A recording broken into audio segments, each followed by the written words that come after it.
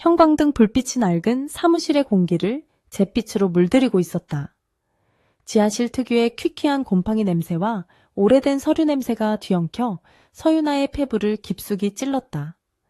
그녀는 굳은 표정으로 맞은편에 앉은 사내를 바라보았다. 명성 캐피탈이라는 거창한 이름과는 어울리지 않는 기름때 낀 점퍼를 입은 남자였다. 그의 책상 위에는 재떨이같이 넘칠 듯 담배꽁초로 가득했다. 그래서 이게 다라는 겁니까? 남자가 두꺼운 손가락으로 테이블 위에 놓인 돈 봉투를 툭툭 쳤다. 그의 목소리는 거칠고 무감정했다. 서윤아는 마른 입술을 혀로 축였다. 이것은 그녀가 해지한 마지막 적금이었다. 결혼 전부터 차곡차곡 모아왔던 그녀의 마지막 보루 같은 돈이었다. 네, 이번 달 이자와 원금 일부입니다.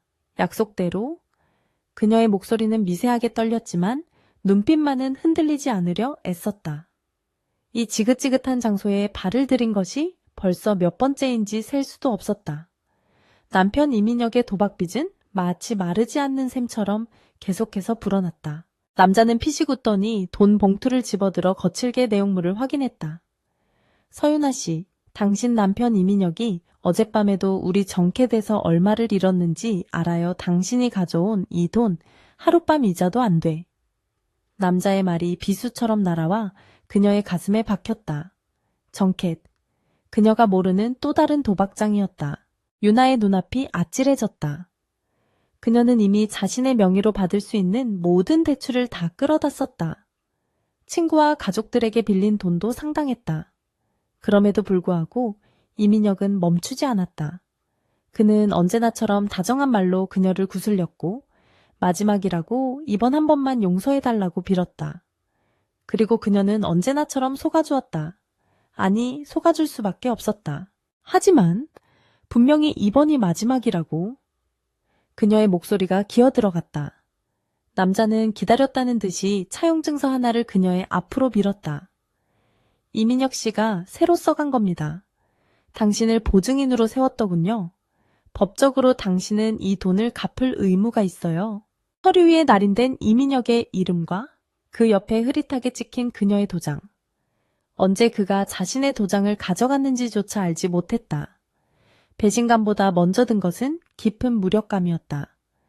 그녀는 이 거대한 수렁에서 빠져나갈 수 없음을 직감했다. 남자는 담배에 불을 붙이며 말했다. 일주일 주지. 다음 주까지 이자라도 막지 못하면 그땐 나도 험한 수밖에 없어. 당신 남편 우린 그 인간한테 볼 일 없어. 보증인인 당신한테 받을 거니까. 사무실을 나온 유나의 걸음은 천근만은 무거웠다. 차가운 밤 공기가 뺨을 스쳤지만 그녀는 아무것도 느낄 수 없었다. 머릿속은 온통 하얗게 비어버린 것 같았다. 그녀는 정처 없이 거리를 걸었다. 화려한 넌사인이 번화가를 비추고 있었지만 그 빛은 그녀가 있는 곳까지 닿지 않았다. 그녀는 그림자 속을 걷고 있었다. 그 시각 이민혁은 로얄 가라오케 룸 안에서 술잔을 기울이고 있었다. 화려한 셔츠를 입은 그는 테이블 위에 다리를 꼬아 올린 채 옆에 앉은 접대부 여성의 어깨를 감싸고 있었다. 그의 얼굴은 술기운과 흥분으로 붉게 달아올라 있었다. 아, 민혁 오빠 정말 대단해. 어제 그 게임에서 그렇게 크게 따다니. 여자가 교태 섞인 목소리로 그의 팔에 매달렸다. 이민혁은 호탕하게 웃으며 여자의 턱을 치켜들었다. 그 정도 가지고 뭘? 이 오빠가 마음만 먹으면 이 바닥 돈 다 쓸어 담을 수 있어. 그는 어제 정켓에서 이르는 돈에 대해서는 한마디도 하지 않았다. 그에게는 지금 이 순간의 허세와 쾌락이 더 중요했다. 테이블 위에는 값비싼 양주병이 뒹굴고 있었고 그 돈이 어디서 났는지는 아무도 묻지 않았다. 그는 주머니에서 두둑한 돈다발을 꺼내 여자에게 쥐어주었다. 자, 이걸로 예쁜 옷이나 사 입어. 여자의 눈이 휘둥그레졌다. 어머, 오빠 최고. 이민혁은 우쭐해졌다. 그는 이런 시선, 이런 대접을 갈망했다. 집에서 기다리고 있을 유나의 지친 얼굴 따위는 그의 안중에 없었다. 아내가 지금쯤이면 모든 것을 해결했을 것이라 막연히 짐작할 뿐이었다. 그녀는 늘 그래왔으니까. 이민혁은 다시 술잔을 채웠다. 자, 마셔. 오늘 밤은 내가 쏜다. 우리 다 죽어보자고. 그의 외침에 루만의 사람들이 환호했다. 시끄러운 음악 소리와 사람들의 웃음소리가 뒤엉켜 광란의 밤이 깊어지고 있었다. 그는 자신이 쌓아 올린 거짓말과 빚의 탑이 언제 무너질지 전혀 생각하지 않았다. 아니, 생각하고 싶지 않았다. 유나는 낡은 아파트의 계단을 힘겹게 올랐다.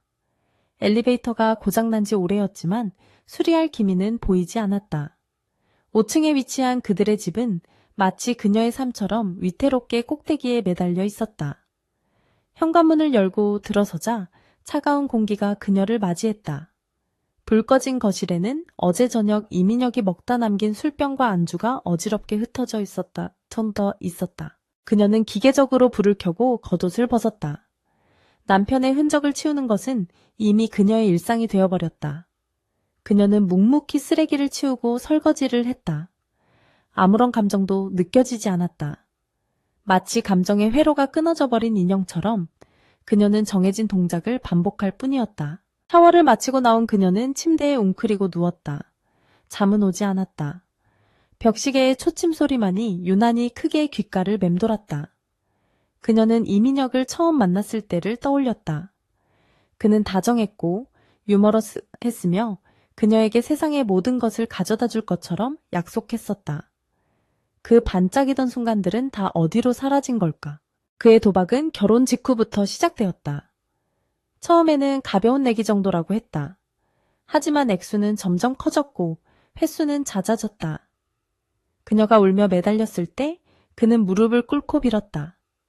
다시는 하지 않겠다고, 그녀 없이는 살 수 없다고. 그녀는 그 약속을 믿었다.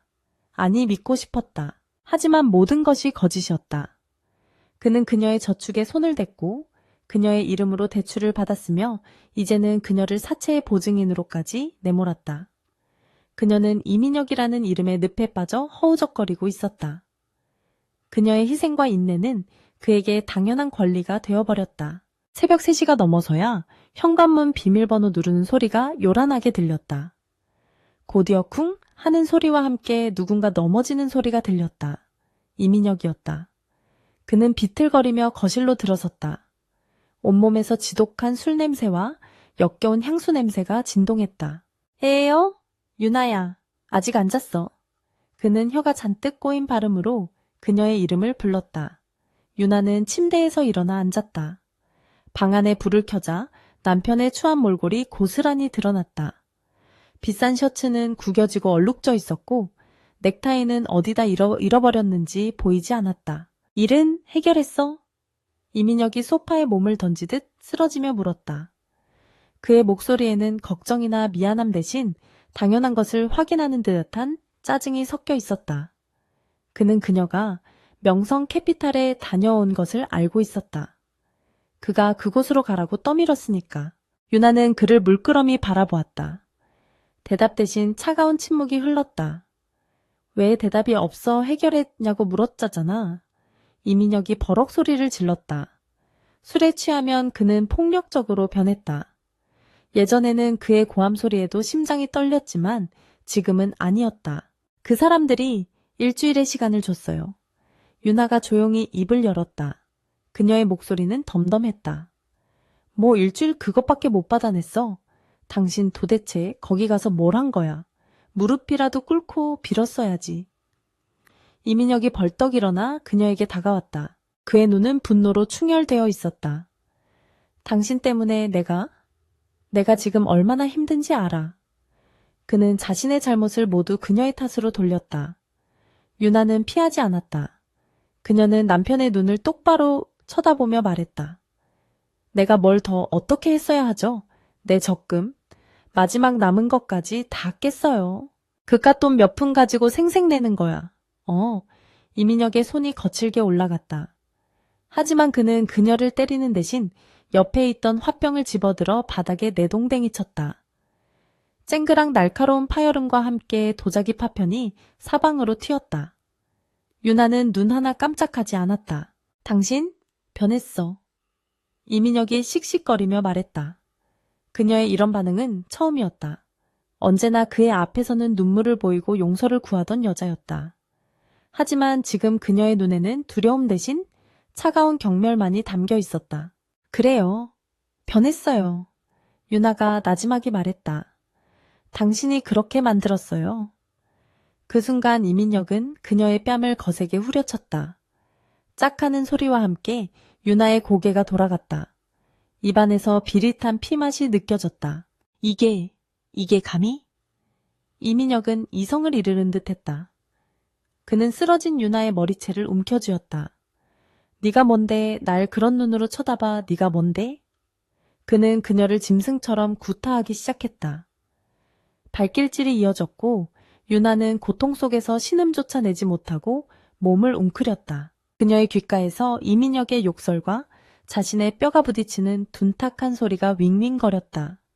의식이 점차 흐려졌다. 그녀는 생각했다. 이것이 자신의 삶의 끝일까? 이 지옥 같은 순간을 벗어날 방법은 없는 걸까? 이민혁은 한참 동안 그녀를 때리고 나서야 지친 듯 숨을 몰아쉬었다. 그는 바닥에 쓰러져 미동도 없는 유나를 발로 툭 찼다. 엄살 부리지 마. 죽지도 않을 거면서. 그는 그렇게 중얼거리더니 비틀거리며 침실로 들어가 그대로 코를 골며 잠이 들었다. 거실 바닥에 버려진 유나는 깨진 화병 조각 옆에서 간신히 숨을 내쉬었다. 온몸이 부서질 듯 아팠지만 그보다 더한 고통이 그녀의 마음을 찢어놓았다. 그것은 남편에 대한 배신감, 그리고 자신의 무력함에 대한 절망이었다. 그녀는 아주 천천히 몸을 일으키려 했었다. 갈비뼈가 부러졌는지 숨을 쉴 때마다 극심한 통증이 밀려왔다. 그녀는 바닥을 기어가다시피 해서 전화기 쪽으로 손을 뻗었다. 일시의료부에 신고해야 한다는 생각조차 들지 않았다. 그녀의 머릿속에는 오직 한 사람만이 떠올랐다. 단 한 번도 의지해 본 적 없지만 세상에서 유일하게 자신을 지켜줄 수 있는 사람. 그녀가 기억하는 한 언제나 멀리서 그녀를 지켜보던 무섭도록 차가운 눈빛의 그 사람. 그녀는 떨리는 손으로 간신히 단축번호 하나를 눌렀다. 신호가 몇 번 울리고 깊은 밤의 정적을 깨는 낯선 남자의 목소리가 수신기 너머에서 들려왔다. 네, 말씀하십시오. 그 목소리를 듣는 순간 유나는 필사적으로 버티고 있던 마지막 이성의 끈을 놓아버렸다. 그녀는 기절하기 직전 마지막 힘을 다해 속삭였다. 오빠. 눈을 떴을 때 서유나는 가장 먼저 천장의 새하얀 형광등 불빛을 마주했다. 소독약 냄새가 코를 찔렀고 공기는 이질적으로 느껴질 만큼 깨끗했다. 그녀는 자신이 병원에 있다는 것을 깨달았다. 몸을 조금이라도 움직이려 하자 갈비뼈 부근에서부터 시작된 극심한 통증이 온몸을 관통했다. 마치 몸 전체가 산산조각 났다가 어설프게 다시 붙여진 듯한 느낌이었다. 환자분 깨어나셨습니까? 부드럽지만 단호한 중년 여성의 목소리가 들렸다. 흰 가운을 입은 의사였다. 그녀의 명찰에는 신경외과 전문의 김지연이라고 적혀 있었다. 여긴 어떻게? 유나의 목소리는 갈라지고 거의 들리지 않을 정도로 작았다. 안심하십시오. 여기는 VIP 병동입니다. 환자분은 어젯밤 응급수술을 받으셨습니다. 의사는 차트에 무언가를 적으며 무감정한 어조로 설명했다. 갈비뼈 3대의 금이 갔고 왼쪽 팔목에 골절이 있었습니다. 다행히 뇌출혈은 잡았지만 뇌진탕 증세가 심해 며칠간은 절대 안정이 필요합니다. 보호자분께서 모든 조치를 취해 두셨습니다. 보호자. 그 단어가 유나의 흐릿한 의식 속을 파고들었다. 이민혁이 자신을 병원으로 데려왔을 리 만무했다. 그렇다면 그녀는 마지막 순간 떨리는 손으로 눌렀던 그 번호를 기억해냈다. 오빠라고 속삭였던 희미한 기억. 제 휴대폰이 있나요? 그녀가 힘겹게 물었다. 의사는 잠시 망설이다가 옆에 있던 간호사에게 눈짓했다. 간호사가 정중하게 작은 상자 하나를 가져왔다. 그 안에는 그녀의 소지품이 담겨 있었다. 깨진 화병 조각이 묻어있던 그녀의 옷가지 대신 깨끗하게 닦인 휴대폰과 지갑이 들어있었다. 의사와 간호사가 병실을 나간 후 유나는 혼자가 되었다. 1인실은 호텔 스위트룸처럼 넓고 호화로웠지만 그녀에게는 감옥처럼 느껴졌다. 그녀는 부러진 팔 대신 성한 오른손을 더듬어 휴대폰 전원을 켰다. 화면이 밝아지자 수십 개의 알림이 쏟아졌다. 대부분은 그녀가 모르는 번호로부터 온 대출 독촉 문자였다. 그녀는 무의식적으로 이민혁과의 대화창을 열었다. 어젯밤 그녀가 명성 캐피탈에 간다며 보냈던 메시지가 마지막이었다. 이민혁은 그 메시지를 읽고도 아무런 답장이 없었다. 그리고 화면을 스크롤하던 그녀의 손가락이 순간적으로 멈췄다. 그녀가 보지 못했던 이민혁이 보낸 메시지들이 화면 상단에 떠 있었다. 그것은 이민혁이 다른 누군가와 나눈 대화였다. 아마도 그가 대화 상대를 착각하고 실수로 그녀에게 보낸 것 같았다. 혹은 술에 취해 자신이 무슨 짓을 하는지도 몰랐을 수도 있다. 메시지는 몇 시간 전 그가 가라오케에서 술을 마시고 있을 때 전송된 것이었다. 자기야, 그 여자 서윤아 오늘 돈 구하러 갔어. 이제 그거 정리되면 우리 진짜 같이 사는 거야. 조금만 참아. 지겨워 죽겠어. 걔 우는 얼굴 보는 것도. 차라리 빨리 이혼하고 싶은데 돈줄 끊길까봐 참고 있는 거지. 걔 이름으로 대출받은 것만 다 해결되면 오늘 밤에 들어가서 한바탕 쇼해야 할지도 몰라. 그래야 돈을 더 빨리 구해오지. 사랑해. 끝나고 바로 갈게. 유나의 눈에서 눈물이 흐르지 않았다. 그녀는 이미 어젯밤의 폭력으로 흘릴 수 있는 모든 눈물을 다 쏟아낸 것 같았다. 대신 뼛속까지 시린 한기가 그녀의 심장을 얼어붙게 만들었다. 배신감이라는 단어로는 이 감정을 설명할 수 없었다. 이것은 그보다 더 깊고 더 어두운 절망이었다. 그녀가 그토록 헌신했던 결혼 생활. 그녀가 자신의 모든 것을 바쳐 지키려 했던 가정. 그것은 처음부터 이민혁에게는 돈을 얻어내기 위한 수단이자 벗어나고 싶은 족쇄에 불과했다. 그녀는 그저 이용하기 쉬운 ATM이었고 감정이 없는 보증인이었다. 어젯밤의 폭력은 돈 때문이 아니었다. 그의 계획이 틀어질까봐 두려웠던 짐승의 발악이었을 뿐이다. 그녀는 남편의 외도를 의심해 본 적 없었다. 아니, 정확히는 외도를 하더라도 도박 빚만이라도 정리해 주길 바랐던 것인지도 모른다. 하지만 이 메시지들은 그녀의 마지막 남은 일말의 미련마저 산산조각 냈다. 뱃넛 추오이충, 마지막 균열. 그녀의 인내심은 이미 바닥을 드러낸 것이 아니었다. 바닥 자체가 존재하지 않는 늪이었음을 이제야 깨달았다. 유나는 휴대폰을 쥔 손에 힘을 주었다. 그녀의 눈빛이 서서히 변하기 시작했다.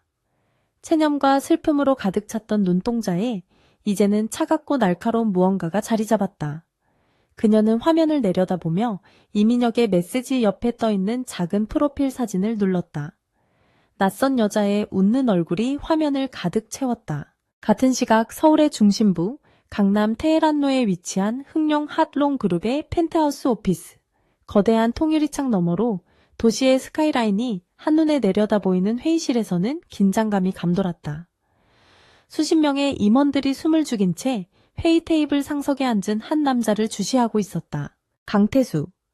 흥룡그룹의 회장이자 대한민국 암흑가를 실질적으로 지배하는 흥룡 조직의 수장이었다. 완벽하게 재단된 검은색 슈트를 입은 그는 40대 초반으로 보였지만 그의 눈빛은 수십 년의 세월을 겪어낸 듯 깊고 차가웠다. 그는 재계의 신화로 알려져 있었지만 그의 진짜 모습은 철저히 베일에 쌓여 있었다. 그래서 이번 블루 웨일 프로젝트의 지분 확보가 예상보다 늦어지고 있다는 말인가? 강태수의 낮고 조용한 목소리가 회의실을 울렸다. 그저 평범한 질문이었지만 질문을 받은 임원은 식은땀을 흘리며 고개를 숙였다. 그게 회장님, 상대 측에서 예상보다 강하게 나오고 있습니다. 저희의 자금력을 핑계는 됐다. 강태수가 그의 말을 잘랐다. 과정을 묻지 않았어. 결과를 가져와.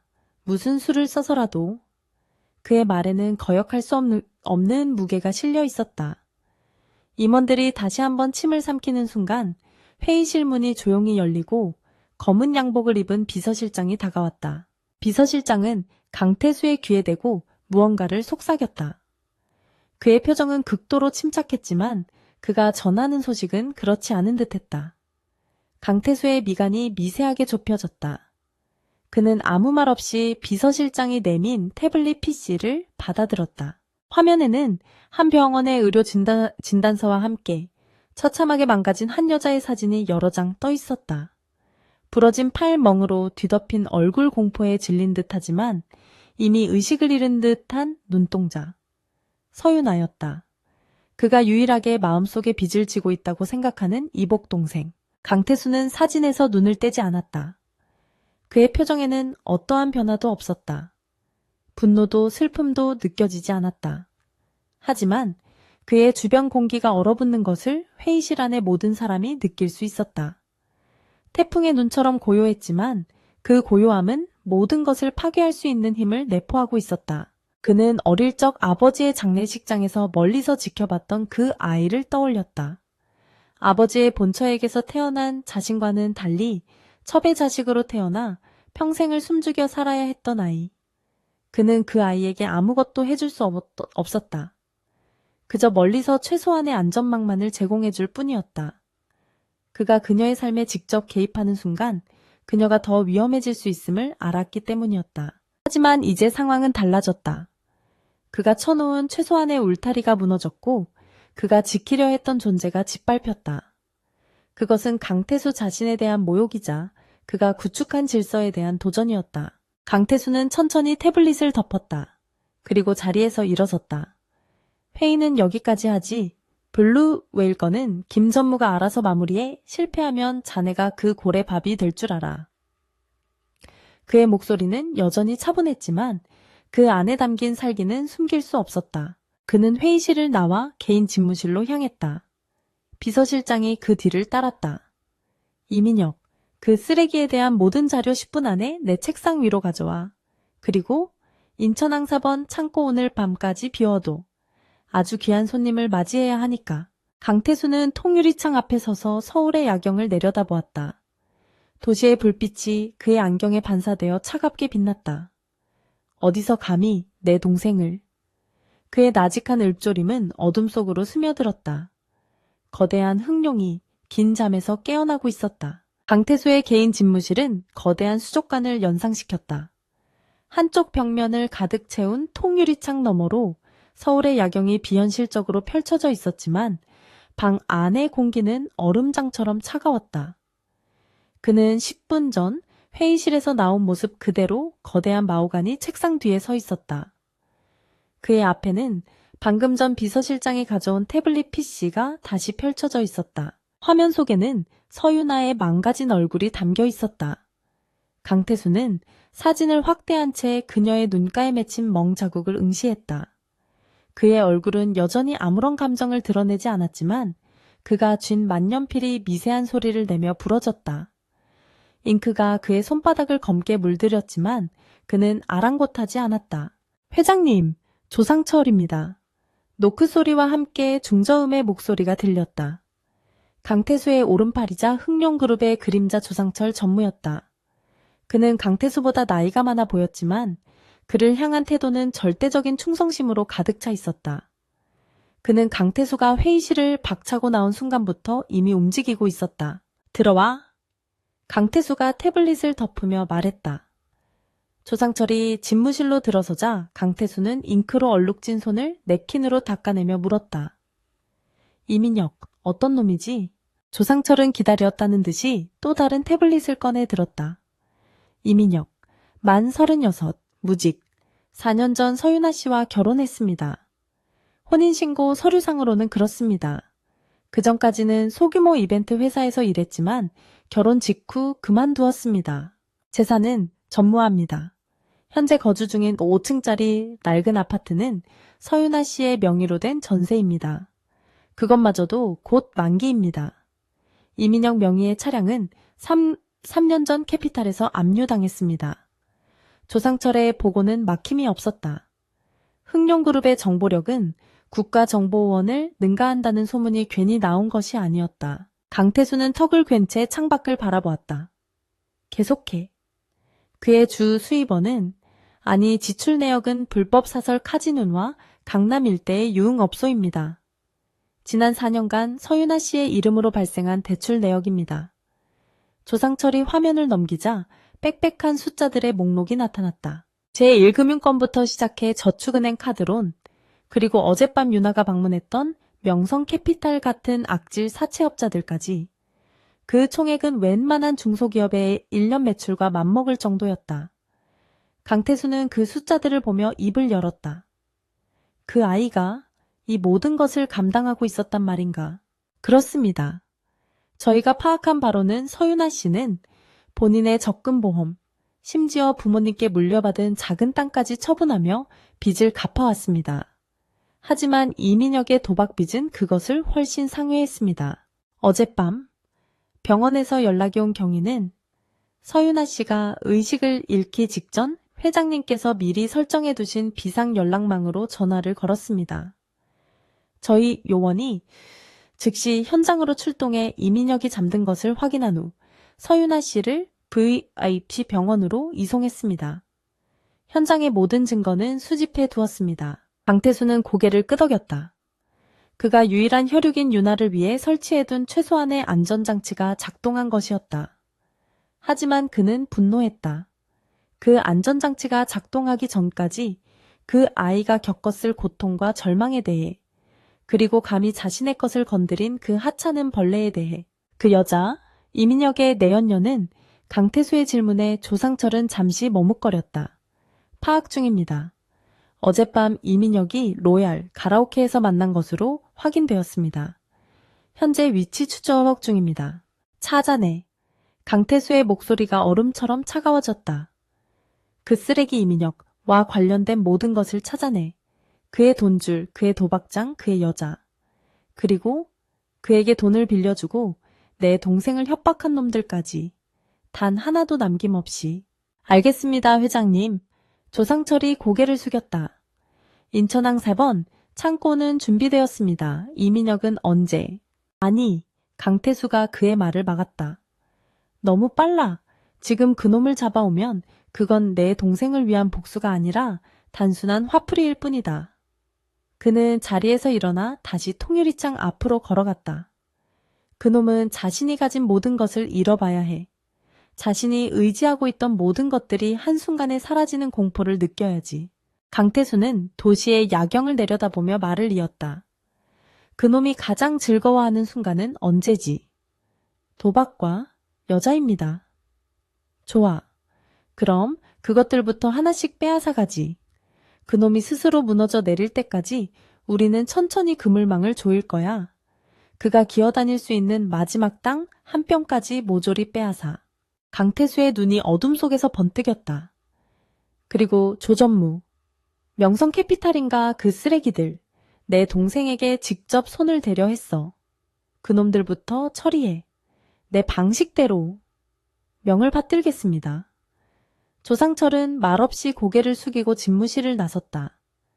거대한 조직 흑룡이 수장의 명령에 따라 일사불란하게 움직이기 시작했다. 같은 시각 이민혁은 자신의 낡은 아파트에서 숙취로 깨어났다.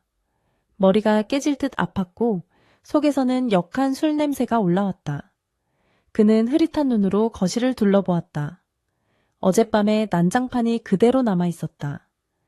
깨진 화병 조각과 바닥에 말라붙은 핏자국, 그리고 서윤아가 없었다. 젠장! 그는 머리를 거칠게 쥐어뜯었다. 어젯밤 자신이 무슨 짓을 했는지 어렴풋이 기억났다. 돈을 구해오지 못했다는 유나의 말에 이성을 잃고 폭력을 휘둘렀다. 하지만 그는 조금도 죄책감을 느끼지 않았다. 오히려 짜증이 밀려왔다. 이 여자가 감히 도망을 쳐. 그는 유나가 친정이라도 갔을 거라 생각했다. 하지만 유나에게는 돌아갈 친정이 없었다. 그렇다면 병원 그는 피식 웃었다. 그 정도 맞았다고 병원애가 엄살은. 그는 소파에 쓰러지듯 누워 유나에게 전화를 걸었다. 신호는 갔지만 그녀는 받지 않았다. 이민혁의 미간이 좁혀졌다. 그는 다시 한번 전화를 걸었다. 이번에는 낯선 여자의 목소리가 들려왔다. 네, 서윤아 환자분 보호자 되십니까? 이민혁은 순간 당황했지만 이내 목소리를 가다듬었다. 네, 네, 남편입니다. 유나, 지금 어디 있습니까? 그는 최대한 다정한 남편을 연기했다. 환자분은 현재 안정이 필요하십니다. 어젯밤 응급수술을 받으셨고 면회는 당분간 어렵습니다. 수술하니 무슨 수술이요? 이민혁이 과장되게 소리쳤다. 자세한 사항은 말씀드리기 어렵습니다. 환자분께서 직접 보호자분과의 연락을 원치 않으신다고 하셔서요. 그 말을 끝으로 전화는 끊겼다. 이민혁은 잠시 멍하니 휴대폰을 바라보았다. 연락을 원치 않아 그가 알던 서윤아는 그런 말을 할 여자가 아니었다. 하지만 그는 곧 이 상황을 자신에게 유리하게 해석했다. 잘 됐네. 병원에 있으면 당분간 잔소리 안 들어도 되겠군. 그는 오히려 자유로움을 느꼈다. 귀찮은 아내가 사라진 지금 그는 어젯밤 만났던 여자에게 연락하기로 마음먹었다. 그는 샤워를 하고 가장 아끼는 셔츠를 꺼내 입었다. 지갑에는 어제 유나가 사채업자에게 주려던 돈의 일부를 훔쳐둔 것이 남아있었다. 자기야, 오빠 일어났어? 오늘 뭐해? 그는 내연녀에게 메시지를 보냈다. 하지만 답장은 오지 않았다. 바쁜가? 그는 대수롭지 않게 생각하며 집을 나섰다. 그의 발걸음은 어제 그를 환호해 주었던 불법 도박장 정캐스로 향하고 있었다. 그는 몰랐다. 그가 향하는 그곳이 이미 흑룡의 그림자에 뒤덮여 있다는 것을. 한편 VIP 병동. 유나는 막 걸려온 전화를 말없이 끊었다. 발신자는 남편이라고 저장되어 있었다. 간호사가 들어와 조심스럽게 물었다. 방금 남편분께서 병원으로 전화를 하셨습니다. 환자분께서 연락을 원치 않는다고 전해드렸는데 괜찮으십니까? 번일. 유나는 깁스를 하지 않은 오른손으로 휴대폰을 꽉 쥐었다. 화면에는 아직도 이민혁이 내연녀에게 보냈던 메시지들이 떠 있었다. 그녀는 간호사를 바라보며 힘겹지만 단호하게 말했다. 네, 앞으로도 저를 찾는 사람은 아무도 들여보내지 말아주세요. 특히 그 사람 이민혁은 절대 안 됩니다. 그녀의 눈빛은 더 이상 어젯밤의 겁에 질린 피해자의 것이 아니었다. 깊은 절망의 밑바닥에서 그녀는 스스로를 지키기 위한 차가운 각성을 시작하고 있었다. 이민혁은 입에서 쓴 침이 맴도는 것을 애써 삼켰다. 어젯밤의 폭력으로 인한 흥분이 가라앉자 옅은 불안감이 그의 의식을 파고들려 했지만 그는 애써 그것을 무시했다. 서윤아는 언제나처럼 결국 그에게 돌아올 것이었다. 아니, 돌아올 수밖에 없었다. 그녀는 그 없이는 아무것도 아니었으니까.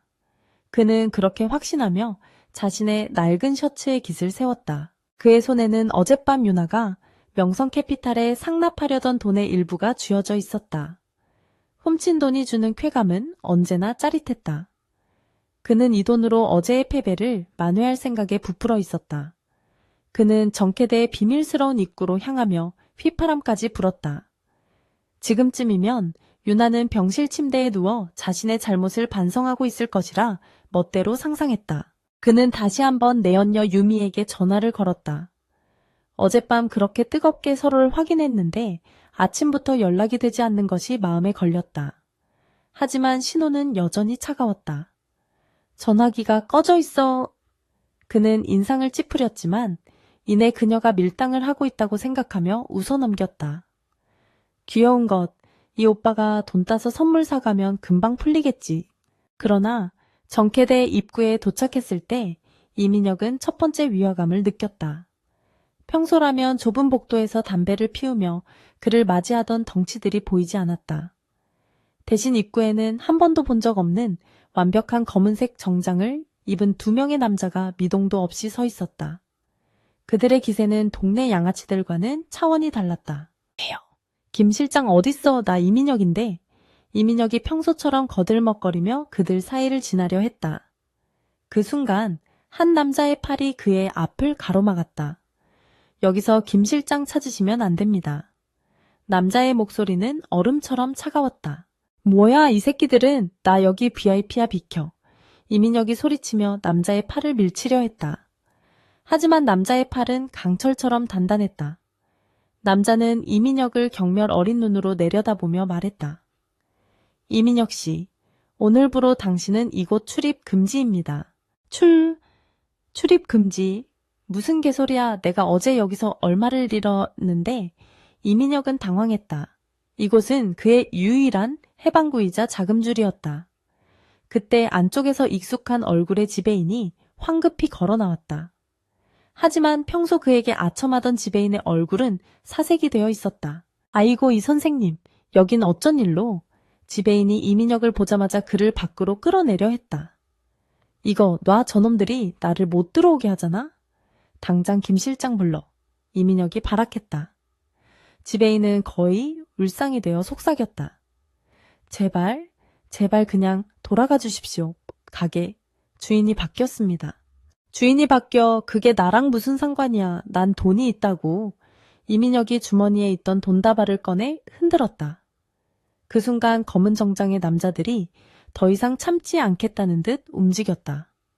2명의 남자가 이민혁의 양팔을 우악스럽게 붙잡았다. 악, 이거, 놔 이 개새끼들아. 그들은 이민혁을 짐짝처럼 끌고 가 어둡고 저 축축한 뒷골목의 쓰레기 더미 위로 내동댕이 쳤다. 둔탁한 충격에 이민혁은 신음조차 내지 못했다. 다시는 이곳에 얼씬거리지 마라.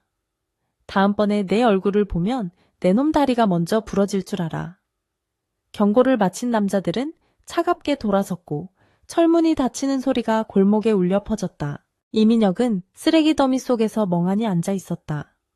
온몸이 쑤셨지만 그보다 더한 굴욕감과 당혹감이 그를 휩쌌다. 도대체 무슨 일이 벌어지고 있는 것인지 알 수 없었다. 같은 시각 흥룡그룹의 심장부 조상철이 강태수에게 현재 상황을 보고하고 있었다. 그의 태블릿 화면에는 방금 전 이민혁이 뒷골목에 내동댕이 쳐지는 장면이 실시간으로 재생되고 있었다. 이민혁이 정켓에서 쫓겨났습니다. 저희가 인수한 다른 사설 도박장 3곳에도 모두 그의 출입 금지 조치를 내려두었습니다. 강태수는 표정 변화 없이 보고를 들었다.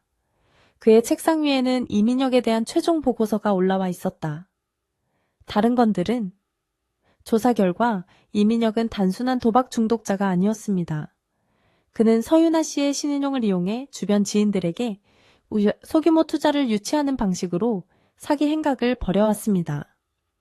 고수익 보장을 미끼로 돈을 빌린 뒤 그것을 도박 자금으로 탕진했습니다.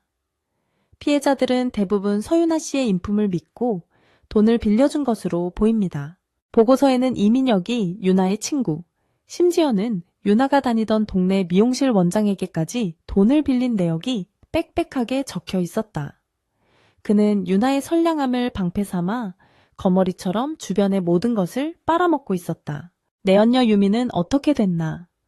강태수의 목소리가 한층 낮아졌다. 신병 확보했습니다. 강남 로얄 가라오케의 호스티스였습니다.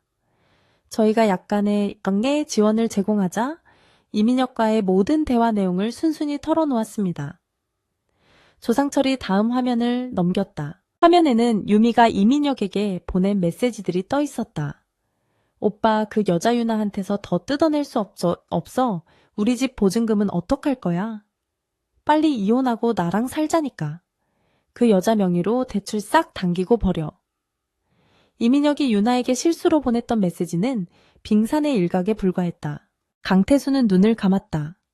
그의 동생이 이 모든 것을 알면서도 혹은 모르는 척하면서 그 빚을 갚아왔을 것을 생각하니 차가운 분노가 그의 혈관을 타고 흘렀다. 그럼 그물을 당기지. 강태수가 마침내 입을 열었다. 이민혁이 돈을 빌린 모든 채권자들, 명성캐피탈을 포함해 그가 손벌린 모든 사채업자들, 지금 당장 우리 쪽으로 채권을 전부 양도받아.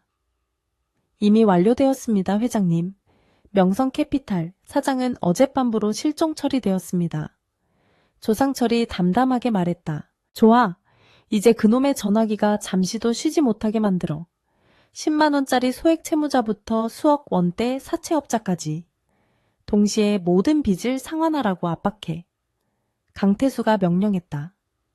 그리고 내연녀 유미. 그 여자는 어떻게 할까요? 살려는 둬야지. 강태수의 입가에 비정한 미소가 스쳤다. 하지만 공짜는 없어. 이민혁에게 뜯어낸 돈 전부 토해내라고 해. 그리고 다시는 이 바닥에 발못 붙이게 조용히 처리해. 뒷골목에 버려져 있던 이민혁의 휴대폰이 미친 듯이 울리기 시작했다. 그는 욕설을 내뱉으며 전화를 받았다. 누구야? 이민혁 씨 맞으시죠? 2달 전에 빌려가신 50만 원 오늘까지 입금하기로 하셨는데 지금 바빠 나중에 해. 그가 전화를 끊자마자 다른 번호로 전화가 걸려왔다. 이민혁 씨 믿고 빌려줬는데 이러시면 어떡합니까? 당장 300만 원 갚으세요. 이민혁 개새끼야. 너 때문에 우리 가게 망하게 생겼어. 이민혁 씨, 명성캐피탈입니다. 어제까지 입금하기로 한 2천만 원 지금 당장. 전화기 너머의 목소리는 그가 알던 명성캐피탈의 뚱뚱한 남자가 아니었다. 훨씬 더 냉정하고 위압적인 목소리였다. 잠깐 김 실장님 바꿔주세요. 김 실장은 휴가 갔어. 이자 포함 총 1억 2천. 오늘 중으로 입금 안 되면 내 신장이라도 팔아서 받아가야겠다. 이민혁은 숨이 턱 막혔다. 그는 비틀거리며 일어섰다. 도망쳐야 했다. 그는 마지막 희망을 걸고 내연녀 유미에게 다시 전화를 걸었다. 하지만 이번에는 신호음 대신 차가운 기계음이 흘러나왔다. 고객님의 요청으로 당분간 착신이 정지되어 착신 정지. 그는 손을 떨며 은행 앱에 접속했다. 유나의 이름으로 된 비상금 계좌. 하지만 화면에는 계좌 지급 정지라는 붉은색 경고문이 떠 있었다. 모든 것이 막혔다. 도박장도 여자도 돈도. 그는 어두운 골목에 혼자 서 있었다. 사방에서 조여오는 압박감에 숨을 쉴 수 없었다. 그는 자신이 거대한 그물에 걸린 물고기 신세가 되었음을 직감했다. 하지만 누가 그 그물을 던졌는지 그는 알지 못했다. 그의 휴대폰이 다시 한번 울렸다. 발신자 표시 제한. 공포에 질린 그의 얼굴이 창백하게 빛났다. 발신자 표시 제한. 이민혁은 공포에 질린 채 미친 듯이 울려대는 휴대폰을 바라보았다. 그의 손은 땀으로 축축했고 심장은 갈비뼈를 부술듯이 격렬하게 뛰었다. 뒷골목의 축축한 공기가 그의 폐를 짓눌렀다. 그는 이 전화를 받으면 안 된다는 것을 본능적으로 알았지만 거절할 용기조차 없었다. 누구십니까? 그가 간신히 전화를 받자 쉰 목소리가 새어나왔다. 수화기 너머에서는 아무 소리도 들리지 않았다. 그저 차가운 정적 혹은 전파가 섞인 쉬하는 소리만이 귓가를 맴돌았다. 여보세요, 여보세요. 이민혁이 공포에 질려 소리쳤다. 그때 얼음처럼 차가운 남자의 목소리가 들려왔다. 이민혁 씨, 안녕하십니까? 명성캐피탈의 근원과는 다른 지독하게 냉정하고 절제된 목소리였다. 우리는 당신의 모든 채무를 양도받았습니다. 서윤아 씨의 지인들에게 빌린 푼돈부터 정캣과 명성캐피탈의 억대 채무까지 전부. 이민혁의 눈이 공포로 크게 뜨였다. 무슨 소리야? 당신들 누구야? 그는 자신도 모르게 뒷걸음질 쳤다. 우리가 누구인지는 중요하지 않습니다. 중요한 것은 당신의 총 부채가 현재 시간부로 7억 4,300만 원이라는 사실이죠. 이자는 분 단위로 계산되고 있습니다. 7억. 이민혁은 그 액수를 가늠할 수도 없었다. 그는 자신이 그 정도의 빚을 졌다는 사실조차 모르고 있었다. 거짓말 난 그 정도 빌리지 않았어. 이건 사기야. 사기 당신이 서윤아 씨를 방패 삼아 저지른 짓들에 비하면 이건 합법적인 채권 회수 절차일 뿐입니다. 남자의 목소리는 감정 한 조각 없이 말을 이었다. 오늘 자정까지 7억 4,300만 원. 전미여원 단 1원이라도 모자라면 당신의 신장 각막 혹은 그 외에 팔 수 있는 모든 것을 우리가 직접 수거하러 갈 겁니다. 전화가 끊겼다. 이민혁은 그 자리에 주저앉았다. 자정까지. 지금은 겨우 오후였다. 그는 비틀거리며 일어섰다. 도망쳐야 했다. 하지만 어디로 그는 본능적으로 자신이 아는 또 다른 불법 도박장을 향해 달리기 시작했다. 정켓이 막혔다면 다른 곳이라도 가야 했다. 그곳에서 마지막 한탕을 노려야 했다. 그는 허름한 상가, 건물의 지하로 뛰어 들어갔다. 평소라면 입구에서 그를 반기던 문지기가 험악한 얼굴로 그를 막아섰다. 어이 이민혁, 여긴 웬일이야. 비켜나 급해 돈 따야 한다고. 그가 문지기를 밀치고 들어가려 하자 문지기가 그의 멱살을 거머쥐었다. 이 새끼가 돌았나. 문지기가 그를 바닥에 내동댕이 쳤다. 너 이 바닥에서 완전히 찍혔어. 강남 일대 모든 방에 내 얼굴 쫙 깔렸다. 널 받아주는 곳은 이제 없어.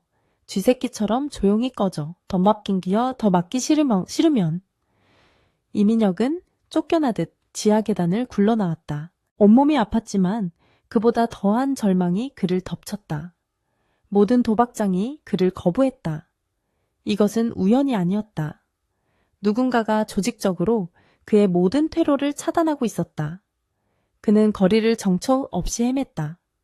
모든 행인의 시선이 자신을 감시하는 것처럼 느껴졌다. 그는 돈이 필요했다. 단돈 10,000원이라도. 그는 휴대폰을 열어 그가 사기를 쳤던 유나의 지인들에게 전화를 걸기 시작했다. 미용실 원장, 대학 동창, 심지어 처제라고 부르던 유나의 먼 친척까지. 하지만 결과는 같았다. 전화는 꺼져 있거나 신호가 가자마자 끊어졌다. 그의 신용 아니열? 유나의 신용을 바탕으로 한 그의 모든 인간관계가 한순간에 증발해 버렸다. 그는 이제 완벽한 외톨이였다. 그제야 그는 유미 그의 내연녀를 떠올렸다. 그녀가 마지막 희망이었다. 그녀는 분명 자신을 숨겨줄 것이었다. 그는 유미가 사는 강남의 오피스텔로 미친 듯이 달려갔다. 그는 엘리베이터를 기다릴 여유도 없이 비상 계단을 뛰어 올라갔다. 12층에 도착했을 때 그는 이미 숨이 턱까지 차올랐다. 그는 유미의 오피스텔 도어락 비밀번호를 눌렀다. 비밀번호가 틀렸습니다. 뭐야? 그는 당황하며 다시 한번 눌렀다. 비밀번호가 틀렸습니다. 그는 문을 미친 듯이 두드렸다. 유미야, 유미야? 나야 문 열어. 빨리 왔다. 하지만 안에서는 아무런 대답도 없었다. 그는 혹시나 하는 마음에 문고리를 잡아 돌렸다. 철컥, 문이 잠겨있지 않았다. 그는 조심스럽게 문을 열고 안으로 들어갔다. 유미야, 집 안은 난장판이었다. 값비싼 가방과 옷가지가 바닥에 어지럽게 흩어져 있었고 화장대는 누군가 급하게 뒤진 듯 모든 것이 쏟아져 있었다. 그리고 거실 테이블 위에는 그가 선물했던 목걸이가 끊어진 채 버려져 있었다. 유미는 도망친 것이 아니었다. 그녀 역시 처리된 것이었다. 이민혁은 그제야 자신이 상대하고 있는 존재가 얼마나 무서운지 어렴풋이 깨달았다. 그는 겁에 질려 오피스텔을 뛰쳐나왔다. 그는 더 이상 서울 시내에 있을 수 없었다. 그는 지방으로 도망가야겠다고 생각했다. 고속버스 터미널. 그는 남은 현금을 확인했다. 지갑에는 고작 몇만 원이 전부였다. 그는 인파 속으로 몸을 숨기며 터미널을 향해 발걸음을 재촉했다. 해가 지기 시작했고 도시의 넌 사인이 하나둘 켜졌다. 그 불빛이 그를 조롱하는 것 같았다. 그는 인적이 드문 뒷골목을 지름길로 택했다. 조금이라도 빨리 이곳을 벗어나고 싶었다. 어둡고 좁은 골목길. 양쪽으로는 높은 빌딩의 벽이 가로막고 있었다. 그가 골목의 절반쯤 지났을 때 앞쪽 어둠 속에서 누군가가 나타났다. 검은색 정장을 입은 남자였다. 이민혁은 심장이 멎는 것 같아 급히 뒤로 돌았다. 하지만 그가 달려왔던 입구에도 똑같은 정장을 입은 2명의 남자가 서 있었다. 완벽한 포위망이었다. 이민혁 씨, 맞으십니까? 앞쪽의 남자가 조용히 물었다. 조상철이었다. 그의 목소리는 낮고 정중했지만 그 안에 담긴 위압감은 이민혁을 그 자리에 얼어붙게 만들었다. 누구야? 당신들 나한테 왜 이래? 오해 마시죠? 우린 당신을 해치려는 게 아닙니다. 조상철이 천천히 그에게 다가왔다. 그의 손에는 작은 주사기 하나가 들려 있었다. 다만 저희 회장님께서 당신을 아주 간절히 뵙고 싶어 하십니다. 회장 난 그런 사람 몰라 비켜. 이민혁이 마지막 발악으로 조상철을 밀치고 도망치려 했다. 하지만 그의 주먹은 조상철에게 닿기도 전에 뒤에 있던 2 남자의 손에 붙잡혔다. 그들은 기계처럼 정확하고 무자비했다. 앤덤버에 살려줘. 이민혁이 비명을 질렀지만 골목 안에서는 그 소리가 공허하게 울릴 뿐이었다. 조상철은 이민혁의 턱을 거칠게 움켜쥐었다. 쉿! 조용히 가주시면 좋았을 텐데. 회장님께서는 시끄러운 걸 별로 좋아하지 않으셔서. 조상철은 망설임 없이 이민혁의 목덜미에 주사기를 찔러 넣었다. 강력한 진정제가 그의 혈관을 타고 순식간에 퍼져나갔다. 이민혁의 눈이 흐려지고 다리에 힘이 풀렸다. 그는 저항할 기력조차 잃은 채 쓰러졌다. 대체 누구야? 그가 의식을 잃기 직전 마지막으로 내뱉은 질문이었다. 조상철은 쓰러진 이민혁을 무감정하게 내려다보며 넥타이를 바로잡았다. 그건 곧 알게 될 거다. 검은색 세단 한 대가 소리 없이 골목 입구에 멈춰섰다. 남자들은 이민혁을 가축처럼 차 트렁크에 던져 넣었다. 차는 아무 일도 없었다는 듯 다시 화려한 서울의 밤거리 속으로 사라졌다. 그들의 목적지는 단 하나 인천항 답원 창고였다. 이민혁이 의식을 되찾았을 때 그의 감각을 가장 먼저 사로잡은 것은 지독한 추위와 비릿한 냄새였다. 축축하고 차가운 콘크리트 바닥의 감촉이 뺨을 통해 느껴졌다. 그는 억지로 눈을 떴지만 어둠 속에서 유일하게 켜진 낡은 정우 하나가 그의 시야를 고문하듯 어지럽혔다. 공기 중에는 짠 바닷바람과 오래된 쇠의 녹, 그리고 퀴퀴한 곰팡이 냄새가 뒤섞여 있었다. 멀리서 규칙적으로 들려오는 파도 소리와 안개 낀 항구의 백고동 소리가 이곳이 서울에서 한참 떨어진 곳임을 알게 했다. 그는 몸을 움직이려 했지만 팔과 다리가 거친 밧줄로 낡은 철제 의자에 단단히 묶여 있음을 깨달았다. 여기? 어디야? 그가 공포에 질려 내뱉은 목소리는 텅 빈 창고 안에서 공허하게 울려 퍼졌다. 그때 어둠 속에서 나지막한 구두발 소리가 들려왔다. 또각또각. 물이 샌 바닥을 밟는 소리가 아니었다. 잘 닦인 가죽 구두가 마른 바닥을 딛는 소리였다. 이민혁은 필사적으로 눈을 깜빡여 어둠에 적응하려 했다. 그의 시야에 천천히 한 남자의 형체가 들어왔다. 그 남자는 이민혁과는 비교도 안 될 만큼 값비싼 완벽하게 재단된 캐시미어 오버코트를 입고 있었다. 그는 이민혁과 몇 걸음 떨어진 곳에 놓인 이곳의 분위기와는 전혀 어울리지 않는 고급 가죽 의자에 다리를 꼬고 앉아 있었다. 남자의 손에는 위스키가 담긴 크리스털 잔이 들려 있었고 그 옆에는 조상철이 그림자처럼 서 있었다. 남자는 40대 초반으로 보였지만 그에게서는 나이를 가늠할 수 없는 깊은 위압감이 흘러나왔다. 그는 깡패나 사채업자가 아니었다. 그는 그 모든 것을 발 아래에 둘 수 있는 존재 포식자였다. 이민혁, 만 36, 무직. 남자가 마침내 입을 열었다. 그의 목소리는 어제 전화기 너머로 들었던 그 목소리보다 더 차갑고 더 깊은 울림을 가졌다. 그는 마치 서류를 읽는 것처럼 덤덤했다. 깨어났나? 정신이 좀 드는 모양이군. 이민혁은 본능적인 공포에 몸부림쳤다. 당신들 누구야? 돈 때문에 그래? 나 돈 없어. 진짜 한 푼도 없다고 저 서윤아 내 아내가. 걔가 다 갚을 거야. 걔한테 말해. 걔가 다. 닥쳐? 남자의 조용한 한마디에 이민혁의 발악이 멎었다.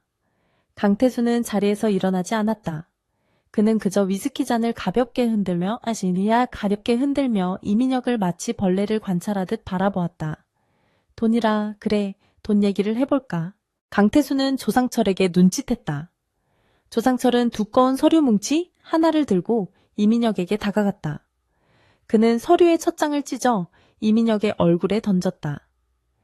2021년 10월 스타캐피탈 불법 도박 빚 5천만 원. 조상철이 기계처럼 읽어 내려갔다. 이건 이민혁은 눈앞에 떨어진 서류를 알아보았다. 그것은 서윤아가 자신의 이름으로 대출을 받아 갚아준 채무 기록이었다. 조상철은 다음 장을 찢어 던졌다. 2022년 3월 서윤아 씨 친구 박미영 2천만 원. 서윤아 씨가 어머니 유품인 반지를 팔아서 갚았더군. 아니야, 그건 2022년 10월 정캣 VIP 룸 8천만 원. 서윤아 씨의 전세 보증금을 뺏어 막았지. 2023년 7월 강남 로얄 가라오케 외상 술값 및 내연녀 유미의 오피스텔 보증금 1억. 서류가 비처럼 이민혁의 무릎 위로 떨어졌다. 그가 잊고 있었던 혹은 애써 무시했던 모든 빚의 기록들이었다. 그 모든 것의 끝에는 서윤아라는 이름, 석자가 피처럼 찍혀 있었다. 이민혁은 숨이 막혔다. 이 남자는 모든 것을 알고 있었다. 어떻게, 당신이 이걸 어떻게... 이민혁이 공포에 질려 속삭였다. 강태수는 그제야 자리에서 일어났다. 그는 천천히 이민혁에게 다가왔다. 그의 그림자가 이민혁을 완전히 집어삼켰다.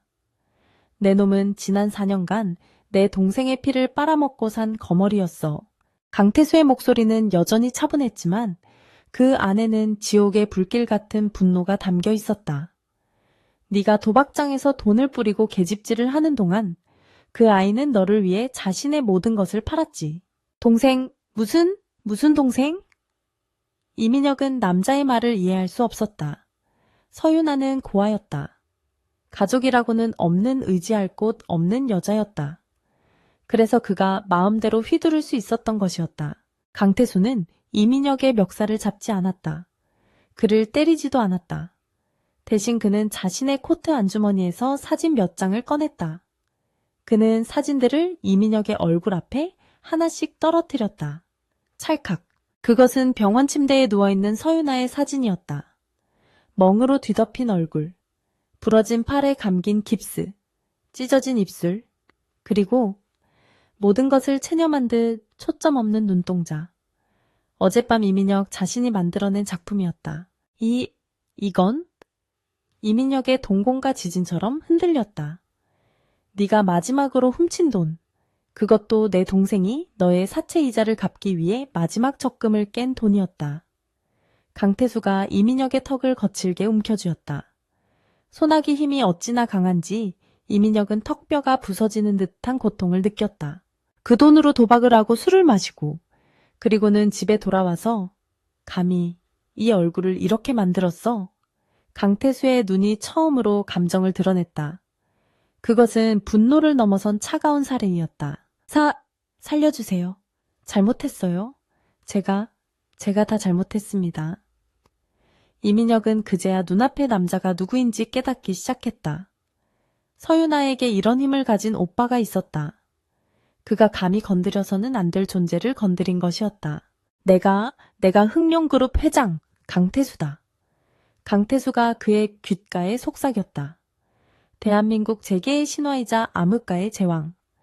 이민혁은 비명조차 지르지 못했다. 그의 뇌는 공포로 마비되었다. 흑룡. 그는 그 이름이 무엇을 의미하는지 알고 있었다. 회장님. 아니, 형님 처남. 이민혁은 미친 사람처럼 울부짖었다. 제가 죽을 죄를 지었습니다. 유나는 어디 있습니까? 제가 무릎 꿇고 빌겠습니다. 전 유나를 사랑합니다. 정말입니다. 사랑 가돼? 강태수의 입게 경멸 어린 미소가 걸렸다. 그는 이민혁을 바닥에 내팽개쳤다. 내 놈의 더러운 입에 그 아이의 이름을 담지 마. 내 놈 같은 벌레에게 사랑은 어울리지 않아. 이민혁은 바닥을 기며 강태수의 구두에 매달리려 했다. 제발 한 번만, 목숨만 살려주십시오. 뭐든지 하겠습니다. 개처럼 기라면 기겠습니다. 그래, 넌 이미 개처럼 기고 있군. 강태수는 더러운 것을 털어내듯 구두를 닦았다. 강태수는 다시 자신의 의자로 돌아가 앉았다. 그는 조상철에게 손짓했다. 그 아이가 곧 도착할 거다. 네, 회장님. 10분 내로 도착 예정입니다. 조상철이 대답했다. 이민혁은 그 말을 알아듣지 못했다. 그 아이, 누구? 내 놈의 목숨은 내 것이 아니야. 강태수가 싸늘하게 말했다. 내 놈의 목숨값은 네가 그토록 하찮게 여겼던 내 동생이 직접 정할 거다. 그 순간 거대한 창고의 철문이 끼익하는 소름 끼치는 소리와 함께 천천히 열리기 시작했다. 차가운 바닷바람과 함께 작은 인형 하나가 빛을 등지고 서 있었다. 이민혁은 공포에 질린 눈으로 그 인형을 바라보았다. 서윤아였다. 거대한 철문이 열리며 쏟아져 들어온 차가운 새벽빛이 서윤아의 실루엣을 그렸다. 그녀는 항구의 비릿한 바람을 맞으며 그 자리에 잠시 멈춰섰다. 며칠 전 병실에서 모든 것을 포기했던 여자의 모습은 온데간데 없었다. 그녀는 강태수 측에서 마련해준 검은색 코트를 입고 있었다. 핏기가 가신 창백한 얼굴에는 아직 옅은 멍자국이 남아 있었지만 그녀의 눈은 칠흑 같은 어둠 속에서도 형형하게 빛나고 있었다. 이민혁은 그 모습을 보고 공포에 질린 짐승 같은 소리를 냈다. 하지만 그 공포 속에서 그는 뒤틀린 희망의 빛을 보았다. 그녀는 그가 아는 서윤아였다. 약하고 마음 여리고 언제나 그의 거짓말에 속아 넘어갔던 여자. 그는 이것이 마지막 기회라고 생각했다. 그는 자신이 살 수 있는 유일한 동아줄이 그녀임을 직감했다.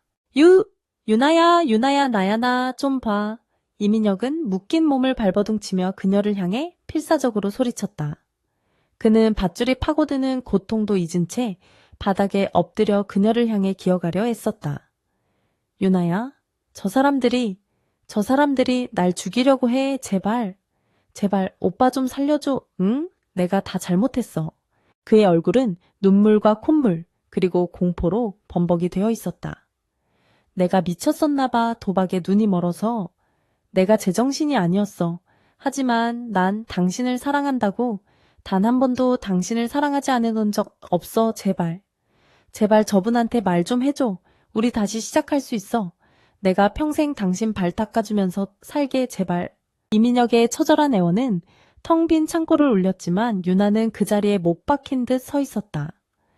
그녀는 천천히 아주 천천히 그를 향해 걸어왔다. 또각또각. 그녀의 구두 소리는 이민혁의 심장 소리보다 더 크게 울렸다. 강태수는 한 걸음 뒤로 물러나 이 모든 것을 묵묵히 지켜보았다. 그는 그림자 속에 서서 오직 자신의 동생만을 응시했다. 이 공간의 유일한 판결자였다. 유나는 이민혁의 바로 앞, 그가 필사적으로 기어와도 손이 닿지 않을 거리에 멈춰섰다. 그녀는 경멸도 분노도 아닌 마치 처음 보는 낯선 생명체를 관찰하는 듯한 눈으로 그를 내려다보았다.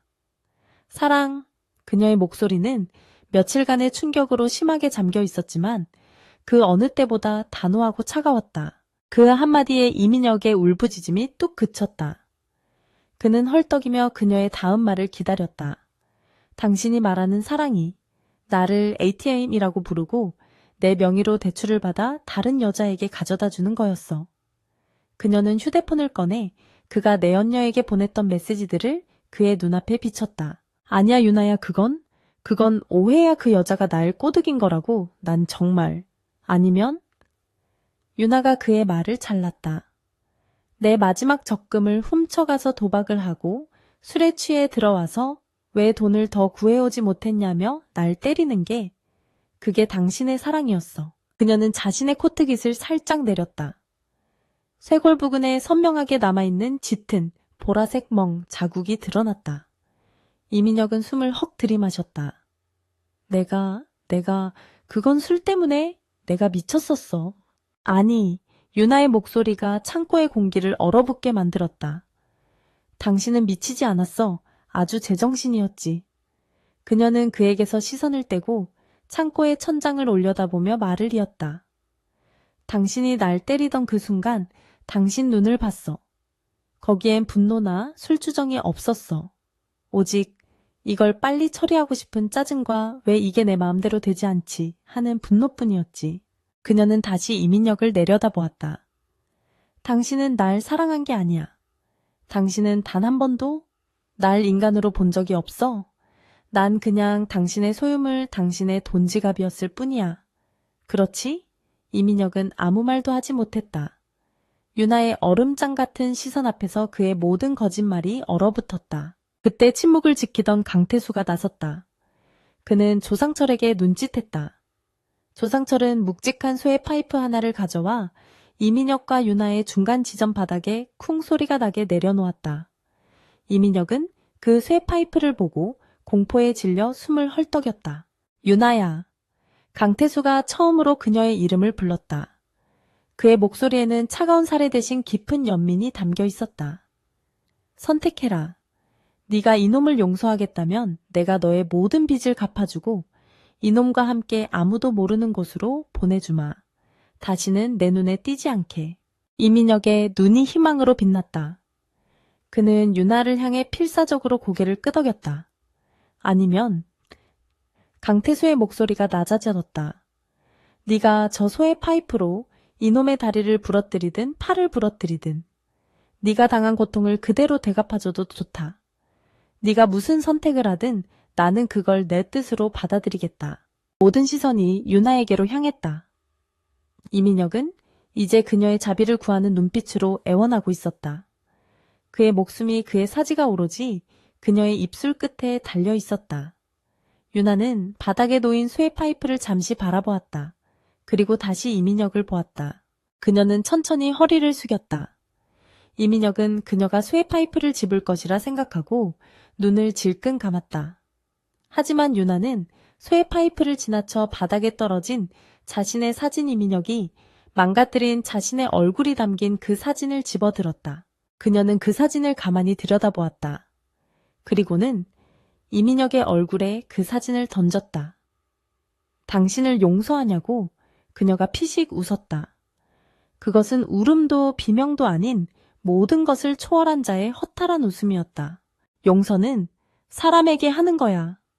그녀는 이민혁의 눈을 똑바로 쳐다보며 말했다. 그런데 당신은 사람이 아니잖아. 그녀는 더 이상 이민혁을 보지 않았다. 그녀는 강태수를 향해 돌아섰다. 그녀의 눈빛은 더 이상 흔들리지 않았다. 오빠? 그녀가 강태수를 불렀다. 나는 내 손에 저런 더러운 걸 짐승의 피를 묻히고 싶지 않아요.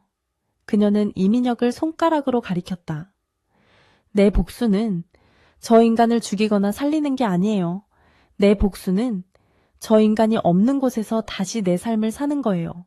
강태수는 그녀의 말을 조용히 듣고 있었다. 저 인간은 이미 내게 죽었어요. 유나가 말을 이었다. 그러니 오빠, 저걸 어떻게 처리하든 그건 오빠의 쓰레기 처리 방식대로 하세요. 난 더 이상 보고 싶지 않아요. 유나는 그 말을 마치고 단 한순간의 망설임도 없이 돌아섰다.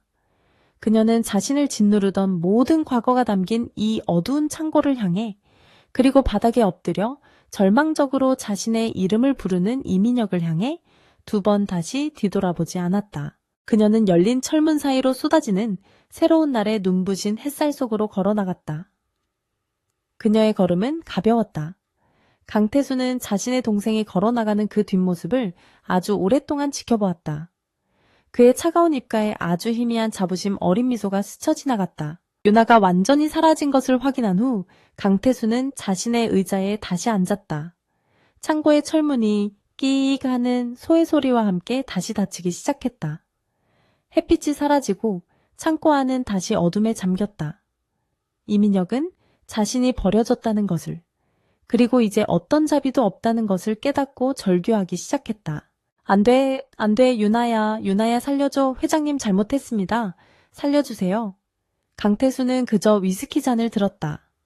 조전무, 네 회장님. 조용히 처리해. 내 동생이 다시는 저 목소리를 듣는 일이 없도록. 조상철이 넥타이를 고쳐매며 고개를 숙였다. 명을 받들겠습니다.